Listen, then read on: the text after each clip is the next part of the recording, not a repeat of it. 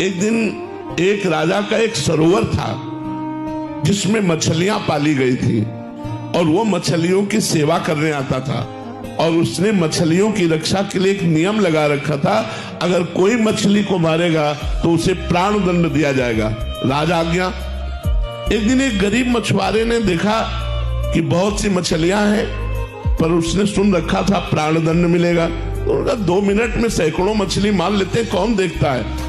और वो तालाब में जाल फेंक करके मछलियों को समेट ही रहा था कि घोड़ों की टाप की आवाज सुनाई दी। दूर देखी तो लगा कि राजा की सवारी आई। उसने कहा अब तो पक्का मारे गए। तो जाल को मिट्टी में दबा दिया, कपड़े उतार दिए और मिट्टी से ऐसे संत वेश बना लिया।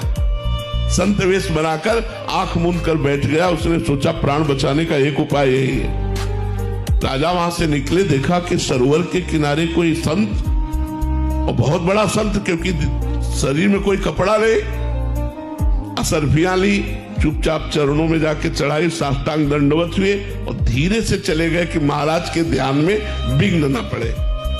जब वो चले गए उसने आंख खोला, देखा असरफियां जहां मुझे प्राण दंड देना चाहिए वहां मुझे नमस्कार करके चला गया।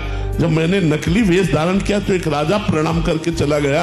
यदि मैं असली में भगवान का बन जाऊं तो क्या होगा।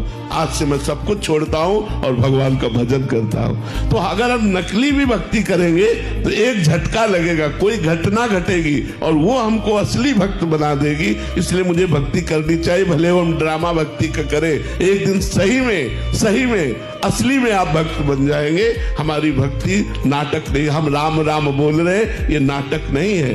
अगर हम नाटक में भी राम राम बोल रहे तो भी हमारा राम नाम मंगल करेगा। भाव कुभाव अनख आलसहु, नाम जपत मंगल दिसि दसहु। हमको भक्ति नहीं छोड़नी चाहिए।